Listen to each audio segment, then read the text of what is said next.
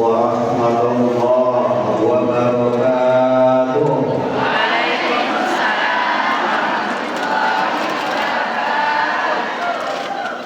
Jalan-jalan ke Pulau Pontianak. Sudah sebentar kembali lagi. Jalan-jalan kurang semangat. Terpaksa diulangi sekali lagi. Assalamualaikum warahmatullahi wabarakatuh.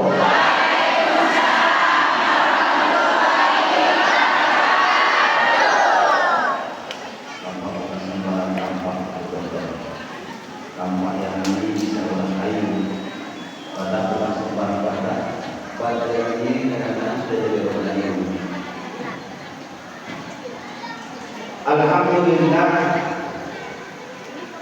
Alhamdulillahilladzi an'ama 'alaina bi ni'matil iman wal islam. Sebelum-sebelumnya benar walaupun namanya 8 karena saya dikasih tahu jam 9.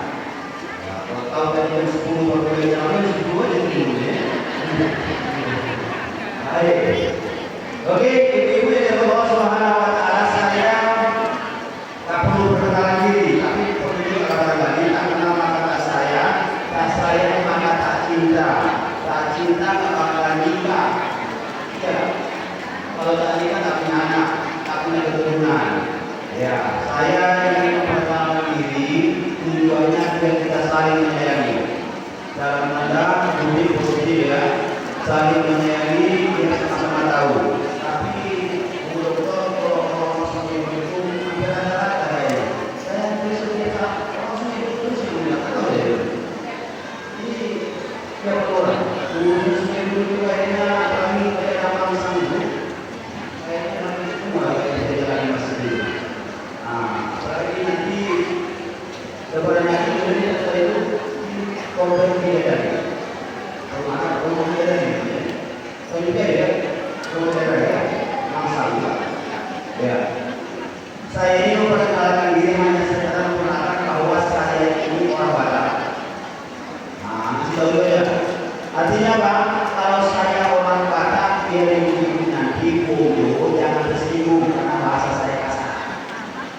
Ya, apalagi wong Solo. Wong Solo itu halus kan.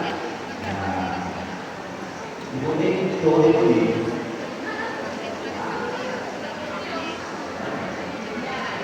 Coba. Solo. Oh, Solo. Nah, kalau orang Tegal lain-lain itu di Batak lah orang Tegal. Ada orang Tegal ini.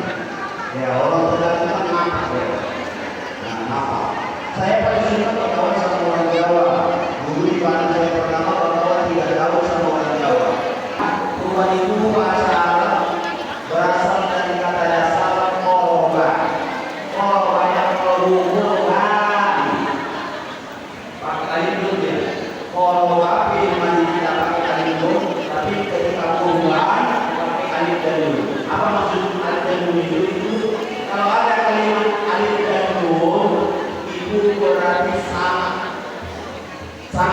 ataupun lebih. Jadi kalau itu dekat, kalau berubah lebih dekat. Itu bahasanya. Ya, qiraah membaca Quran itu harus lebih banyak membacanya. Jadi kita begitu. Itu kalimat alif dan nun di sana menunjukkan kata lebih, kata lebih apa nih? Betapa. Jadi harapannya qiraah ini, perubahan ini kita dalam rangka mendekatkan diri kepada Allah. Sebelum perubahan ini kita akan mengenali sejarah kenapa ada perubahan. Zaman siapa perubahan? Lahirnya perubahan zaman siapa? Sekarang?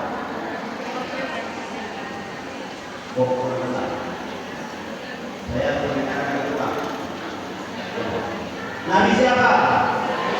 Ibrahim alaihissalam. Kita buka sejarah Nabi Ibrahim. Awal-awalnya terjadi kehidupan. Di zaman Nabi Ibrahim, ketika itu Nabi Ibrahim ini sangat dermawan, Bapak, Ibu. Ini sangat dermawan. Dia orang kaya dan sangat dermawan. memang belum punya anak pada saat itu, belum punya anak. Jadi ketika datang mau menyumbang dia, bayangkan aja dia berkorban pada saat itu. Ada yang menyebutkan 300 onta, 1000 domba. Jadi kalau bahasanya sekarang, nyumbang dia 100 sapi, 300 sapi, 1000 kambing. Ada nggak kata yang itu? Belum ada. Ya. Itulah yang paling dia nyumbang 300 sapi, 1000 kambing. Kalau diberikan berapa? Pakai itu, itu kali. Kalikan itu mau kalikan kalikan aja. Kalikan aja 3 juta sama kami kali 100 berapa? 3 juta kali 100 300 tambah sapinya 300 1000 lagi. Sapinya 1000 kali 3 juta. Berapa? 3 M. Apa yang ini baca? Begitu dermawannya beliau sehingga Allah Subhanahu wa taala memberikan cobaan kepadanya. Karena dipuji orang, hebat dia. Nyumbang luar biasa. Ya Ibrahim, kamu luar biasa. Engkau tak ibadah, engkau dermawan. Dipuji oleh para warga sekitarnya. Namun manusia manusia kalau dipuji senang. Oleh Ibrahim juga manusia dipuji dia luar biasa. Kau Ibrahim nyumbang luar biasa, berkorban luar biasa. Kata Ibrahim keluarlah sifat manusia. Tapi ada, itu belum seberapa. Itu kata-kata. Keluar sifat asli manusianya. Kata Ibrahim, itu belum seberapa yang saya sumbangkan. Belum seberapa. Kalau seandainya Allah menyuruh, lebih dari itu saya sumbangkan. Kalau seandainya Allah menitipkan anak, saya punya anak. Kalau saya punya anak, jangankan anak saya pun saya sumbangkan. Saya korbankan. Itulah kata-kata Nabi Ibrahim yang keluar dari mulut. Itu belum seberapa. Kalau seandainya saya punya anak saya disuruh korbankan, saya korbankan. Saya potong. Apa itu kambing? Apa itu sapi? Apa itu? Luar biasa. Allah menerima. Suatu ketika ternyata Nabi Ibrahim alaihissalam senantiasa berdoa. Apa doa Ibrahim kalau punya anak? Rabbi habli Rabbi habli minas sholihin. Ini doa Ibrahim karena dia sudah hampir 80 tahun. Umurnya adalah 80 tahun. Ibu sejarah Nabi Ibrahim 80 tahun tak punya. Berdoa dia luar biasa selama 80 tahun. Ya Allah, ya Allah, berikan saya keturunan anak yang soleh. Mohon maaf, ada yang tak punya keturunan di sini. Kalau tidak semua keturunan. Kalau kita baru 3 tahun menikah belum. Kalau 3 tahun, tak punya anak. Sibuk luar biasa. Boleh sibuk, boleh berobat ke sana kemari, boleh dalam dosa. Tapi jangan lupa karena anak itu pemberian dari Allah. Mintalah kepada Allah. Pasang doa ini setiap saat pasang doa ini. Ya Allah, tolong ya Allah, karuniakan saya seorang anak. 80 tahun Nabi Ibrahim tidak dikaruniai anak. Tiba-tiba Allah Maha Kuasa menikah dengan Siti Hajar. Tahu Siti Hajar? Siti Hajar Nabi, istri Nabi Ibrahim alaihissalam. Selfie kemana? Jadi yang pertama istrinya siapa? Siti Sarah. Jadi dia menikah dengan Siti Sarah, tak punya anak. Oleh Siti Sarah dibilangi sama Ibrahim, suamimu juga cukup lama sudah berumah tangga, ada pasangan, coba kau nikah lagi. Oh, itu. Ada yang mana itu? Ada? Ya, kalau misalnya begitu gimana lagi? Kita ini menikah punya keturunan. Kata Siti Sarah menikah. Nabi Ibrahim tak mungkin. Allah Maha Kuasa, bukan karena saya menikah dengan yang lain sehingga saya tidak punya anak. Kalau Allah mengizinkan satu aja pun cukup, saya pasti berikan anak. Ini belum waktunya saja. Itu Ibrahim luar biasa. Nah Ibrahim bukan kami ganti cewek sehingga punya anak. Itu Nabi Ibrahim. Terakhir digoda lagi sama Siti Sarah. Kalau apa nih kalau saya ikhlas, tapi jangan ceraikan saya. Mau nikah, tapi kalau usah ceraikan saya tetap. Terakhir karena dipaksa oleh Siti Sarah Nabi Ibrahim. Ya wes kalau mau, ya wes kalau memang begitu mau, oke. Tapi ada satu syarat. Kata Siti Sarah ada satu syarat. Suami ini lagi di sini. Kalau mau nikah lagi, ada syaratnya apa? Saya cari. Apa yang berubah? Kenapa mau orang ini? Itu banyak aduan jangan. Hati seperti apa? Oke, kita mau orang ya. Jadi sama itu syaratnya apa? Saya yang cari. Oh itu, iya. Oke, kalau gitu kamu carilah. Yang mana kira-kira menurut kamu yang pas menurut saya? Kata Siti Sarah ada di rumah kita. Siapa? Oh, rupanya itu adalah pembantunya. Siti Hajar itu adalah orang indah Nabi Ibrahim. Ngapain sampai jauh kemana-mana dari di rumah kita ada? Siti Hajar nikah dia. Ini sederhana. Oh, ya begitu. Dinikahi setelah menikah punya anak tahu tak sadar rupanya lahirlah satu lagi. Si Sarah juga hamil. Nah, sama-sama hamil dua-duanya ini. Iya. Siti Hajar hamil, Siti Sarah hamil. Siti Hajar lahir Ismail, Siti Sarah lahir Ishak. Dua-duanya nabi. Itulah jawaban dari doa Nabi Ibrahim. Anaknya soleh. Ishak keturunannya lain, Ismail keturunannya tidak semuanya. Nah, ini jalur keturunan Nabi Ismail. Maka kaki tidak ada Nabi Ibrahim. Di atasnya Ibrahim kaki tertinggal Nabi Adam. Jadi yang pasti kita keturunan Ibrahim, Ismail sampai kita saat ini. Begitu dia punya anak, terus dalam perintah Allah, kasih cobaan. Begitu dikasih kesenangan, dicoba oleh Allah Subhanahu wa Ta'ala. Ibrahim, doamu sudah saya kabulkan, saya sudah kasih kamu anak. Sekarang saya perintahkan kamu untuk tinggalkan mereka berdua. Wah, bayangkan, baru dia lahir, baru dia jalan kaki belum anak, dia disuruh tinggalkan mereka berdua. Yuk, anak, kau Allah. Ini perintah Allah. Nabi Ibrahim sangat taat ketika perintah Allah tinggalkan. Dia siap-siap berangkat. Ditinggalkannya lah Siti Hajar dengan Ismail di suatu padang yang tandus, kering. Di sana tinggalkan. Dia berangkat.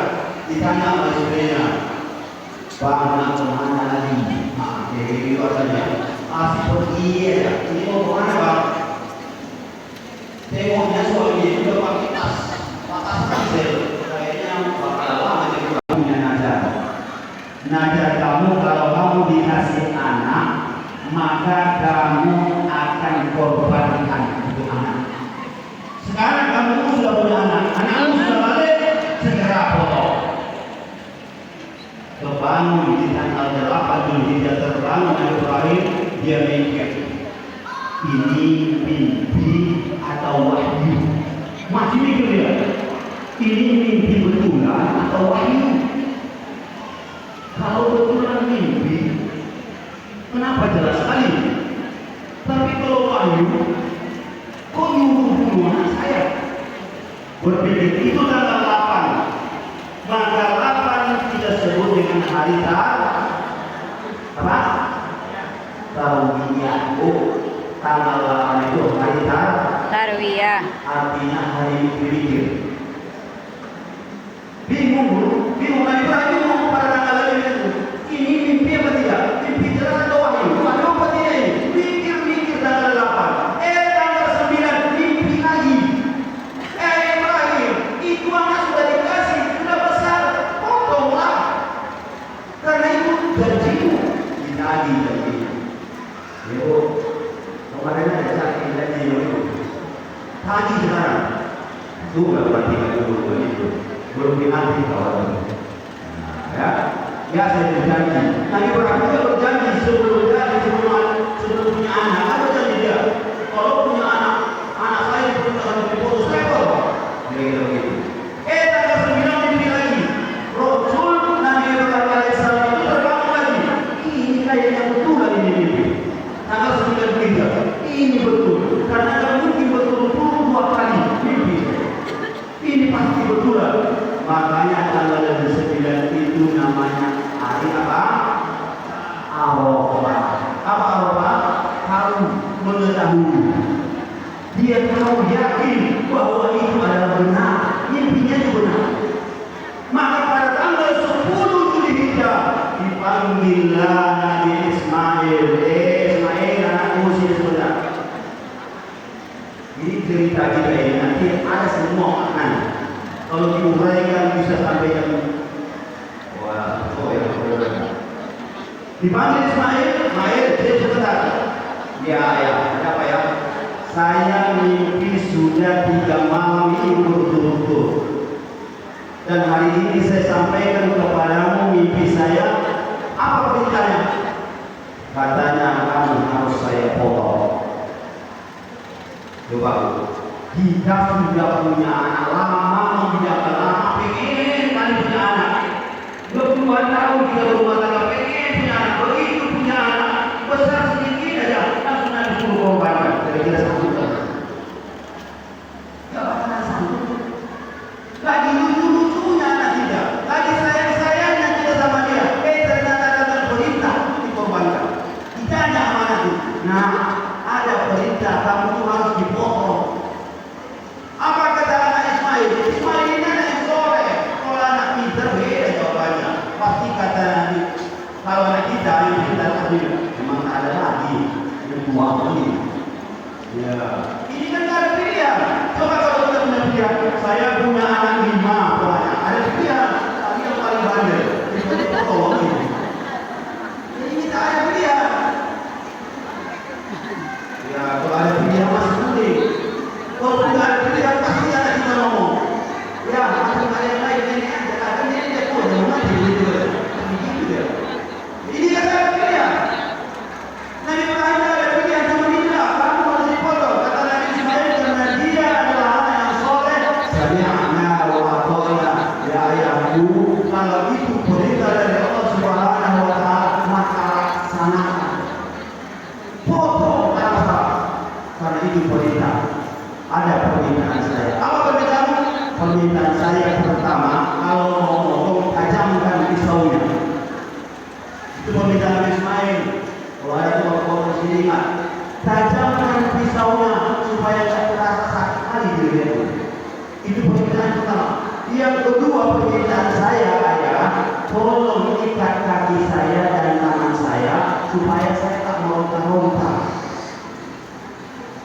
Yang ketiga permintaan saya ya, tutup mata ayah pas mau potong, pas mau potong, tutup mata ayah jangan tengok nanti ayah tidak animalnya. Yang keempat permintaan saya ya, kalau ada baju saya masih berdarah, langsung tanam jangan kasih tunjuk sama emak, nanti emak nangis. Yang keenam permintaan saya ya, jangan biarkan lewat anak-anak sebaya saya, kawan-kawan saya jangan biarkan lewat depan rumah. Nanti sebaya menunggu orang tua saya. Luar biasa permintaan Ismail. Oke, Kalau gitu siap. Akhirnya besoknya oleh Nabi Ibrahim disampaikan, istriku, ya, istrinya belum tahu ya, maknya itu. Istriku, silakan mandikan, kasih pakaian yang bagus untuk Ismail. Emang kalian mau kemana? Mau kondangan? Ibrahim bilang mau kondangan. Mau kondangan? Iya, kan kedua mau jalan-jalan. Silakan mandikan dia, kasih baju bagus, rapi-rapi, cantik, segala macam, wangi, kasih bawa saya. Oke, dimandikan, dikasih wangi, dikasih baju baru, segala macam, dibawa. Yuk, mari kita pergi jalan. Dibawa ke gunung, suatu bukit. Kalau sudah pernah ke mana ke sana, berangkat haji atau umroh. Kalau sudah pernah umroh atau berangkat haji, kadang-kadang umroh menyampaikan itu. Menyampaikan itu. Tuh sebelah kanan itu ada bukit, di situlah Nabi Ismail diborok pada. Ada macam pos sembunyi kecil. Pos sembunyi kecil ya. Dibawa ke situ. Pas sampai di sana, sebelum nyampe di perjalanan, namanya setan. Kalau kita melakukan ibadah pasti setan panik. Abu deh. Kalau kita mau beribadah pasti setan datang menggoda. Senang jadi. Siapa yang digodanya? Digodanya Ibrahim. Nabi Ibrahim. Ya, tega sudah kamu jadi orang. Masa kamu mau bunuh anak kamu? Anak kamu sudah capek kamu nunggunya. Sekarang baru ada kamu disuruh bunuh mau kamu. Kata Nabi Ibrahim, ini perintah. Bukan perintah, dia tak mau kamu punya keturunan. Jangan kemana? Enggak, saya harus laksanakan. Tapi itu perintah Allah. Dia ambil batu dilemparnya, dilempar sedang. Itu namanya lontar jumroh al-aqabah. Itu pertama dikodanya. Berbiri kena sedang. Karena dia lari untuk melanggar. Nanti balik lagi ya.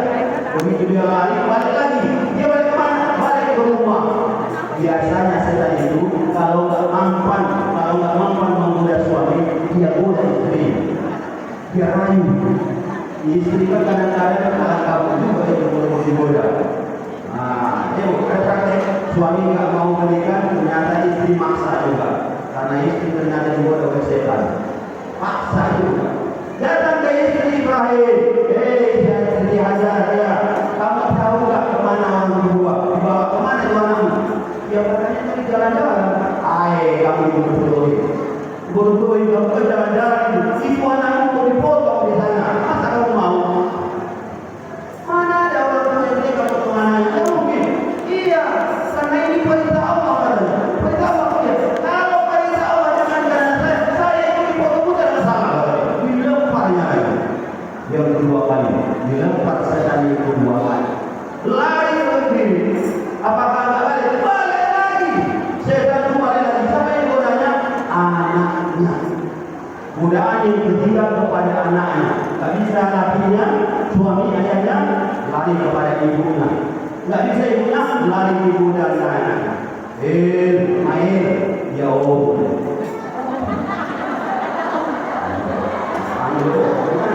Orang yang kita ini lebih tua, kan ini anak-anak, bohong aja. Ya Allah, berapa Allah? Kamu itu mau aja dipotong bunuh sama kamu. Kamu itu masih panjang perjalanan hidup kamu. Masa kamu harus besar ini? Saya betul kamu. Kok main-main di sana. Masa kamu mau dipotong? Kata Ismail, ini adalah perintah Allah. Kalau perintah Allah, saya ikhlas dan mereka untuk dipotong. Udah, jangan dilempar yang ketiga kali. Makanya lontar jumroh berarti jumroh apa namanya? Aqabah, ula, wisra ya. Ya 3 kali. Coba yang sudah pernah haji, 7 kali pernah haji. Ada? Nah, ini kasih ya. Ada betul. Ya, kalau haji dari Pak Gubernur yang dari sekolah kan itu udah haji ya. Baik. Oke. Kalau di haji itu begitu, cuman kadang-kadang jadi persoalan kan mau pulang ke dulu. Orang yang ada teman saya kampung saya kayak gitu. Dia kesal, katanya kalau itu yang paseka. Begitu yang batu. Kadang-kadang tak dapat untuk pergi lagi.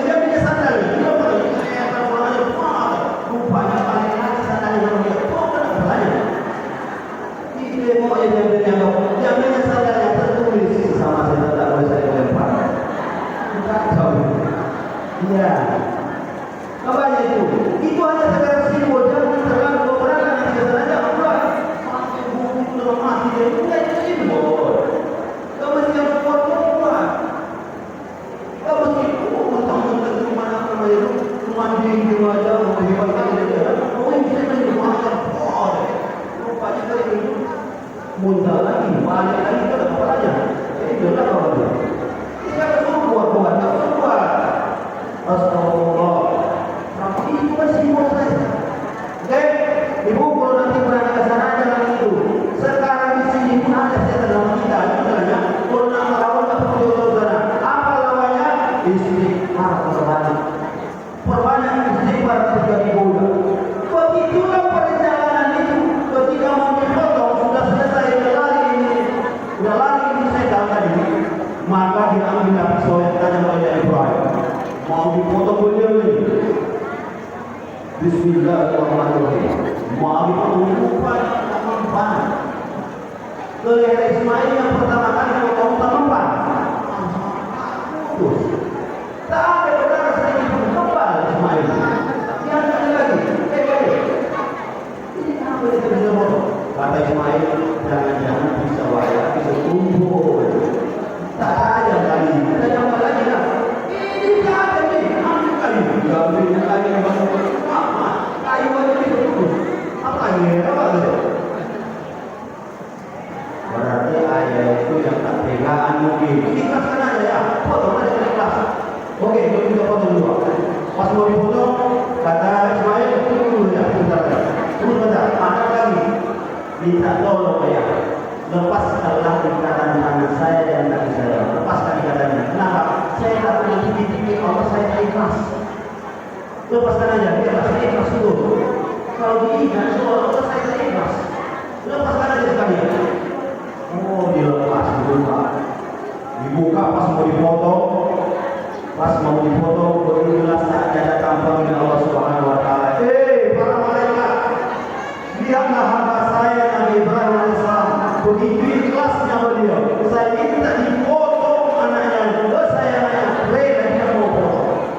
Kata malaikat Jibril, Allahu Akbar, Allahu Akbar, Allahu Akbar.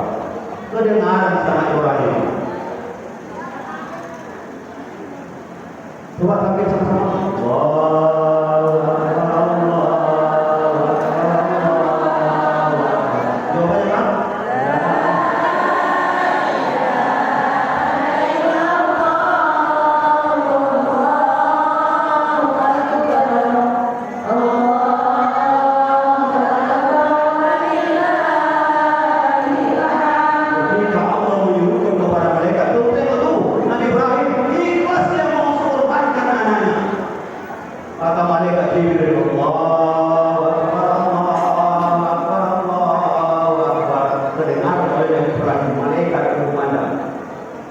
Disambung oleh Nabi Ibrahim. La ilaha illallah wallahu akbar. Kata Nabi Ibrahim.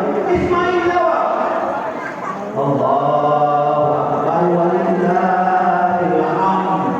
Pas mau ditarik ternyata digantikan oleh Allah Subhanahu Wa Taala. Supaya yang dipotong ada lagi lipas atau domba atau kambing. Makanya sekarang itulah syariat ditakdirkan. Siapa yang bertakdir itu? Malaikat Ibrahim dan Ismail. Malaikat menyatakan Allah, kata Ibrahim, la ilaha illallah wallahu akbar. Jawab Ismail, Allah walillah. Dipotong begitu dipotong langsung tergantikan oleh kipas. Dipotonglah kipas terselamatkanlah anaknya. Bapak Ibu yang ada Allah Subhanahu Wa Taala, itu sejarah perjalanan Nabi Ibrahim.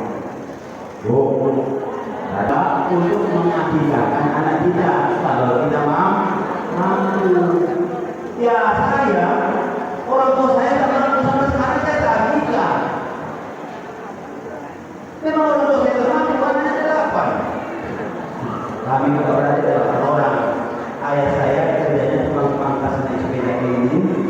Mak saya kerjanya nyambung sama orang. Jadi katanya, nah kamu itu sampai sekarang nggak pernah akikah. Ya tidak masalah. Tidak masalah. Karena akikah itu wajibnya itu bagi orang tua, bagi orang tua bukan bagi saya. Nah sekarang saya sudah hebat saya itu. Sekarang saya bilang, apakah saya akikah dulu apa kurban ini? Urusan akikah belakangan. Sekarang ini lagi musim kurban,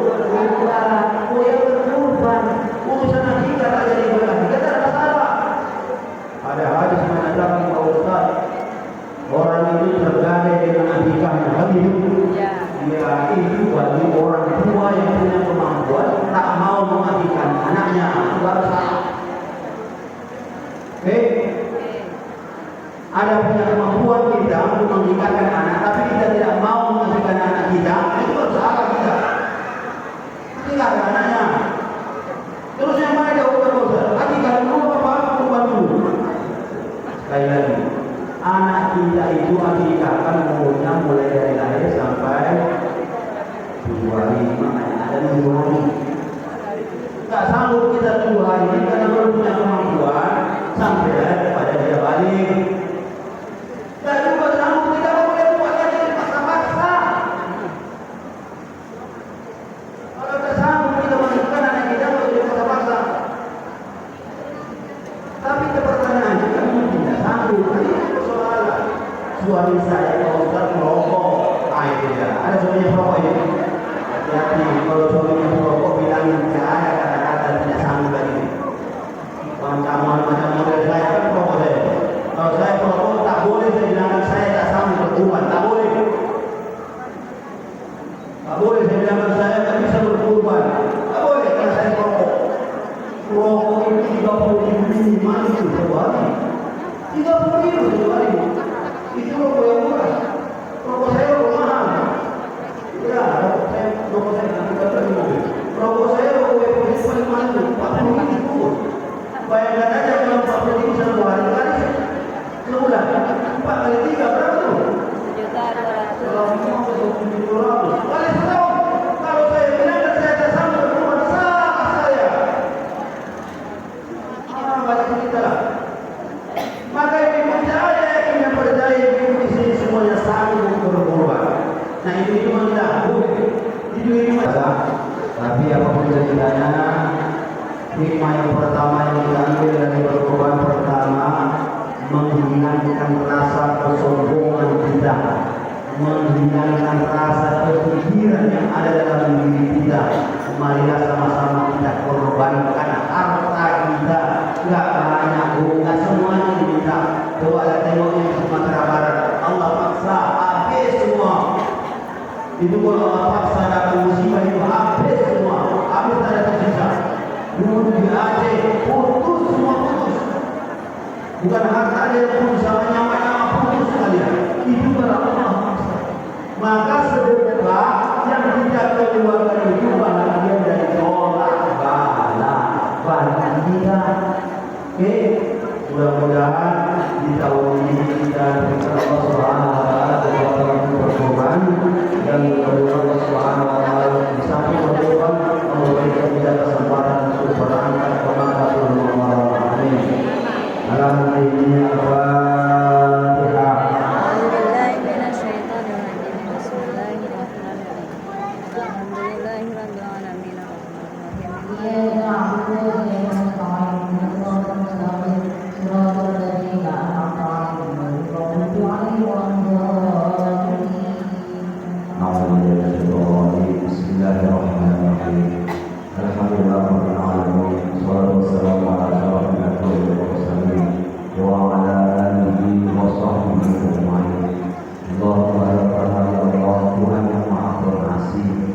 Yang kasih tak pernah diikhlas. Allah Tuhan yang Maha Penyayang, yang sayang tidak pernah terbilang. Pada hari ini Allah berkumpul di rumah-Mu ya Allah, dalam rangka menjalin silaturahmi di antara kami, menyatukan visi dan kesukaan, mengadakan majelis taklim untuk ini mudah-mudahan berikan keberkahan dan ridho dari Allah.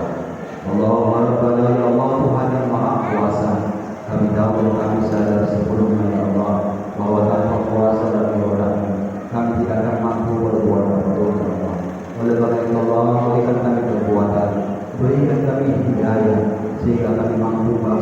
seluruh pendekatnya dan mampu juga memberi seluruh agama. Allahumma rabbana ya ghafur ya ghafur ya ghafur. Allah yang maha pengampun, ampunilah dosa kami, ampunilah dosa orang tua kami, ampunilah dosa para pemimpin terdahulu kami ya Allah. Allahumma rabbana ya Allah, tunjukkan kami yang benar dan benar adanya, berikan kami kekuatan untuk sama-sama melaksanakannya, dan tunjukkan pula kepada kami yang salah itu memang benar salah, berikan kami kemampuan untuk menghindarinya. Allahumma ja'alna hadza zaman marhuma wa tafarraqna min ba'dihi ya Allah wa tafarraqna ma'suma. Allahumma rabbana taqabbal du'a ya Allah innaka antas samiul 'alim wa tub 'alaina ya rahman innaka antat tawwabur rahim. Rabbana atina fid dunya hasanah wa fil akhirati hasanah wa qina adzabannar. Sallallahu alaihi Muhammadin nabiyil ummi wa alihi wa sahbihi ajma'in. Subhana rabbika rabbil izzati wa salamun alal mursalin walhamdulillahi rabbil alamin. Taqabbalallahu minkum Inna wa minkum taqabbal ya karim. yang benar datang dari Allah Subhanahu wa taala, sama-sama niatnya untuk mengamalkan. Yang kurang yang salah karena kekurangan dan kesalahan saya sendiri, mohon saya diberikan kemaafan. Kepada Allah saya minta ampun, kepada hadirin semua saya minta maaf. Billahi taufiq wal hidayah.